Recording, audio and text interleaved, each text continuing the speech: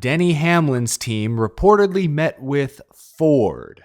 Is Toyota really about to let this happen again?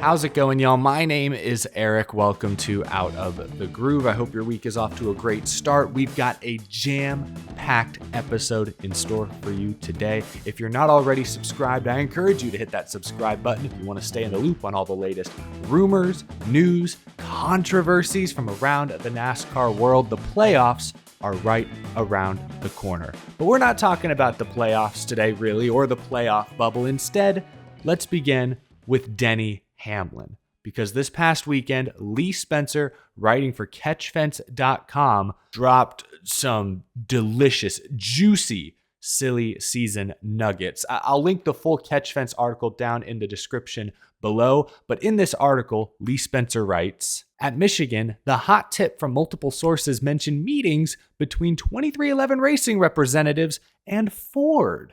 With the lack of performance from Stewart-Haas Racing and the company's contract expiring at the end of 2024, could 23XI Racing be a potential candidate? When asked specifically whether 23XI was staying with Toyota after Hamlin won the pole on Saturday for the Go Bowling at the Glen, Hamlin replied, quote, "We're working on it." 23XI, a Toyota team, talking to the Blue Ovals in their own backyard, Michigan, for that matter. Now, Lee Spencer also appeared on PRN, the Performance Racing Network's YouTube channel, yesterday. I'll also put that link in the description below because there she continued to serve up piping hot nuggets of information. Some of the hot rumors over the last 2 weeks has been the fact that even though he says he's not looking for a charter, which is understandable because the going rate from what we hear out there is 40 to 50 million, right? But it sounds like potentially 2 charters might be coming available via Stewart-Haas Racing.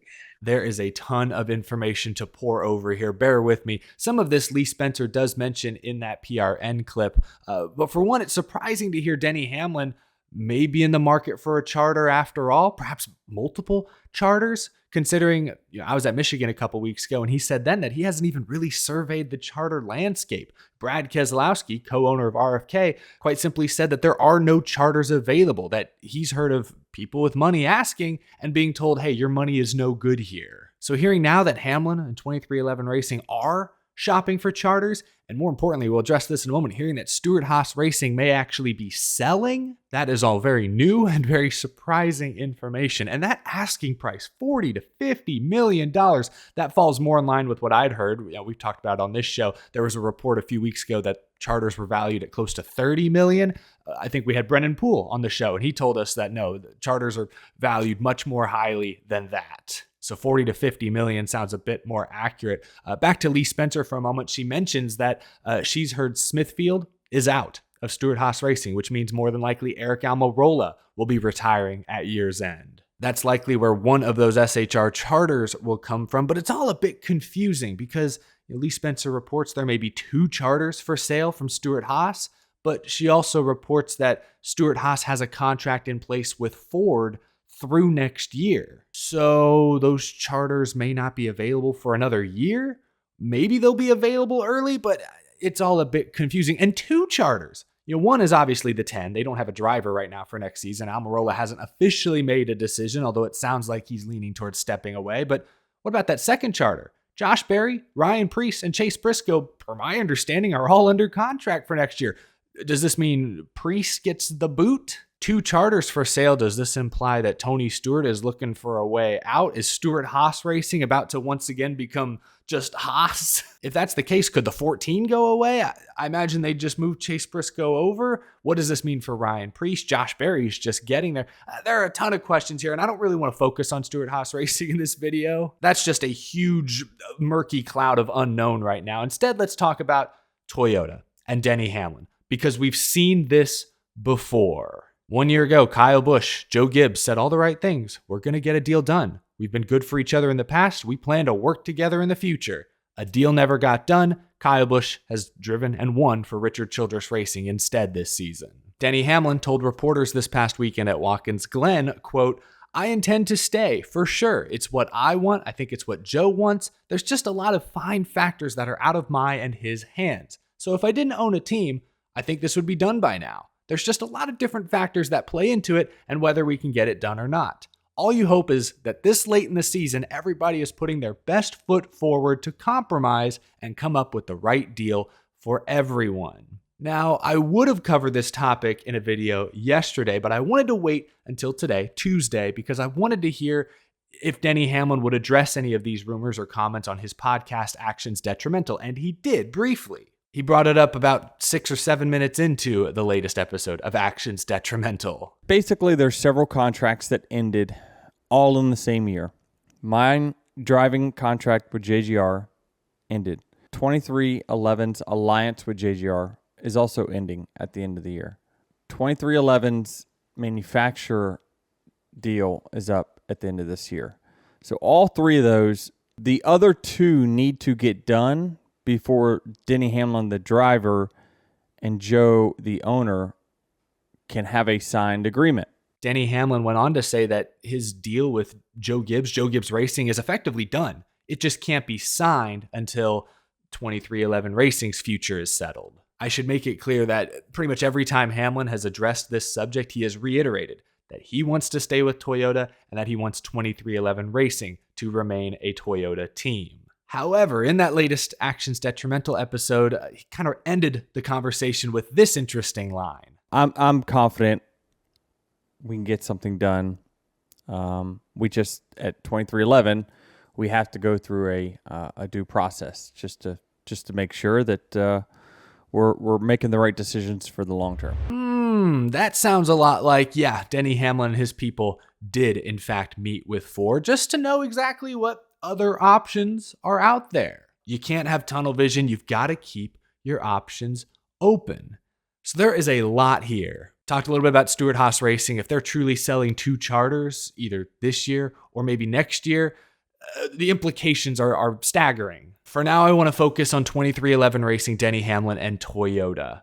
2311 Racing, could they seriously move to Ford? It's on the table now. It's a very real possibility. Denny Hamlin, once thought to be a Joe Gibbs lifer, could be on his way out if a deal is not struck soon. That's what we have to remember. We are less than 3 months away from the offseason. Kyle Busch announced his deal with Richard Childress, I believe, in September of last year. So we're getting into crunch time. And you can kind of hear it in Denny Hamlin's voice. He's hoping that all parties involved will sort of have a greater sense of urgency to get something done soon. Denny Hamlin and 2311 Racing need to look out for their own best interests. They should be selfish.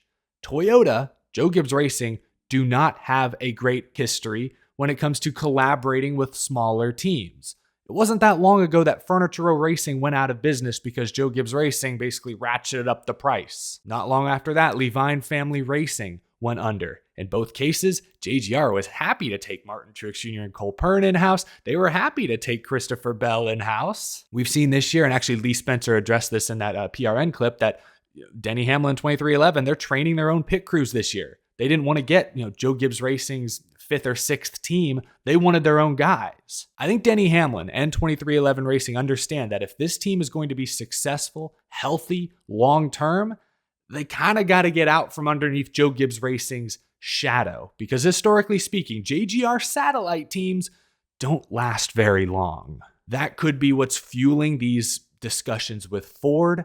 2311 Racing may be willing to do something drastic, all because they don't believe Toyota and Joe Gibbs Racing are looking out for their best interests. And Lee Spencer mentioned something really interesting as well in that PRN clip. Again, the full link down in the description below. She seemed to suggest perhaps that Hamlin and 2311 might be a little frustrated that Legacy Motor Club is being brought in as a direct TRD team. Like they're almost skipping 2311 Racing in the pecking order. 2311 Racing is more of a JGR aligned team. That's not what Legacy Motor Club is. They're going to have a direct relationship with Toyota, kind of the same way JGR does. And maybe 2311 sees that and says, hey, we've been here. Why are we not being put on that pedestal? Who is this Legacy Motor Club? They just got here. Perhaps that could also be throwing a wrench into these discussions. And actually, we've speculated that on this show in the past couple weeks as well. So that's not too surprising either, just very interesting. When I look at Toyota, Man, if they manage somehow to fumble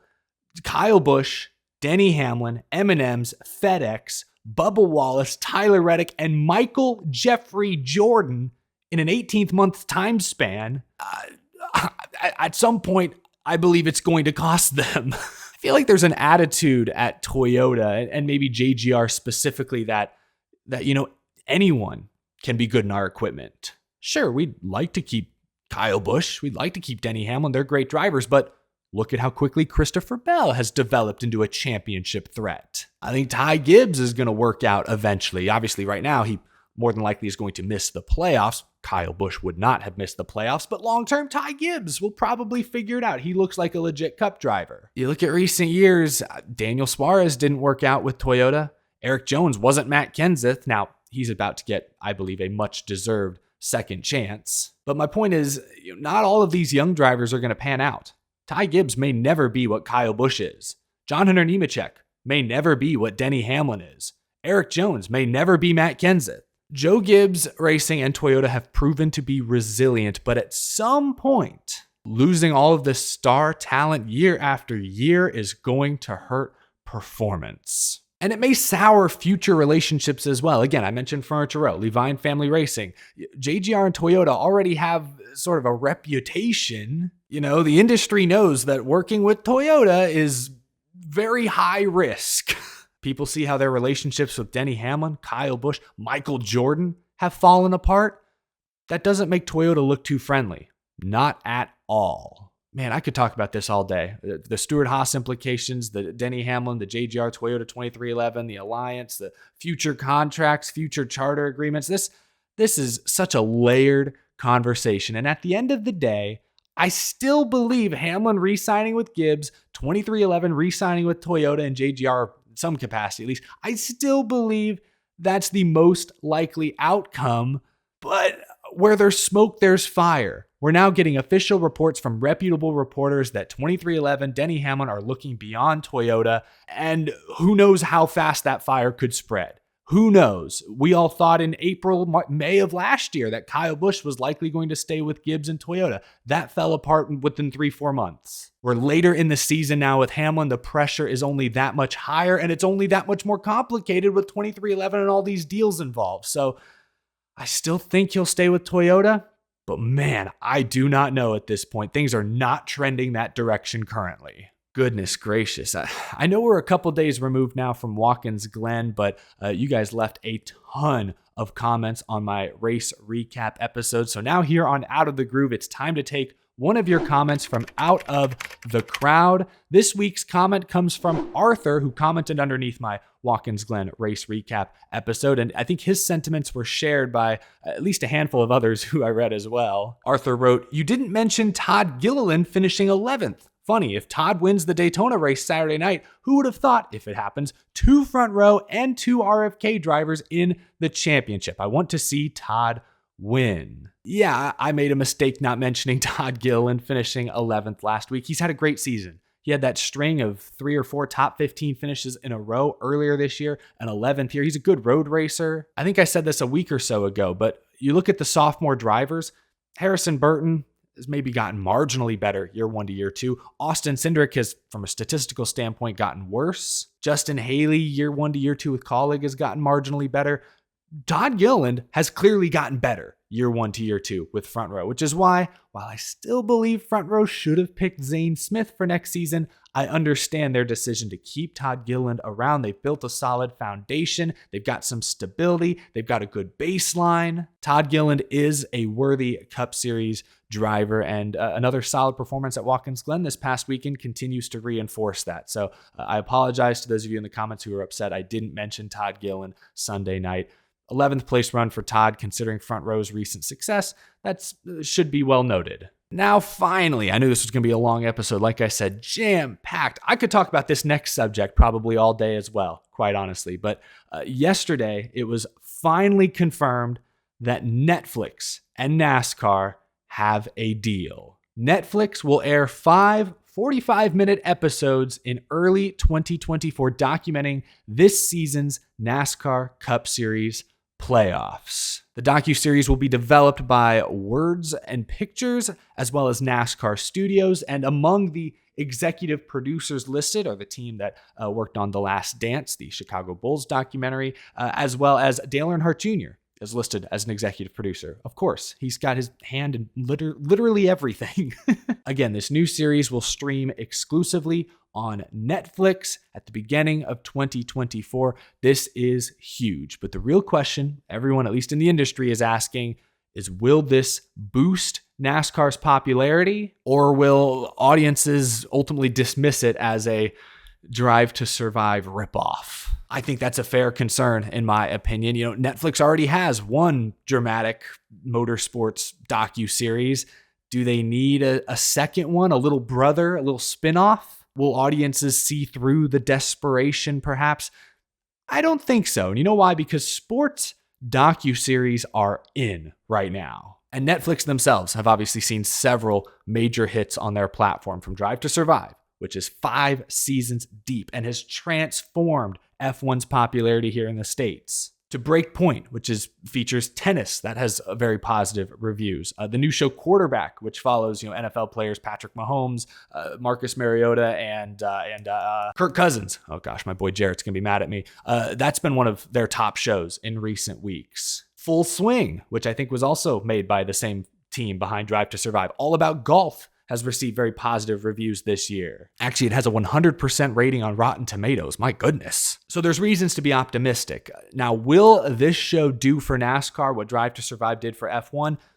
No, probably not. I got to keep my expectations realistic here. But will this show be a better representation of NASCAR than that Kevin James sitcom was a few years ago? Absolutely. And that's not a knock against the crew. I watched a few episodes. It was funny. It wasn't bad. But the truth is, 18 to 49-year-olds, by and large, are not watching Kevin James sitcoms in the year 2023. That's just fact. Once again, Netflix has a strong track record. They recently even collaborated with NASCAR on a race, that docuseries about Bubba Wallace, which recently won a Sports Emmy Award. So there is reasons to be optimistic. Again, I'm not expecting this to blow NASCAR up the way Drive to Survive did, bring in a whole new category of fans. I'm not expecting that. But I sincerely hope that every single driver and team who's asked to be a part of this series jumps at the opportunity. That whole race to the championship thing that aired last year at who knows o'clock on USA Network, that was a huge waste of time, money, and anyone with eyes could have seen that from the get-go. This,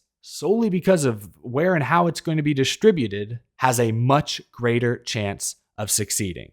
Again, Netflix has a proven track record. Sports docuseries have a proven track record. This series has a great chance to make NASCAR relevant again. Something you talk about at the water cooler with your coworkers, something you talk about at the lunch table at school. I hope it's good. I hope people give it a chance. And I hope it's not just a straight cover of Drive to Survive. Parts of it will be similar, no doubt, but I hope this NASCAR series is able to stand on its own 2 legs. I hope it's great. I'm honestly really excited. I'm really looking forward to it. Leave a comment down below. What are you expecting from this NASCAR Netflix crossover? And let me know what you think about Denny Hamlin, 2311, Toyota, Ford, Stewart-Haas Racing. So many moving parts. This NASCAR free agency season just got a whole lot more interesting and, quite honestly, a bit more tumultuous. Leave a like if you enjoyed this video. Be sure to hit that subscribe button if you're new to the channel and you love all things NASCAR. And as always, a huge thank you to my extremely generous Patreon supporters. Have a wonderful rest of your day, folks. I will see you again really, really soon. Thank you so much for watching.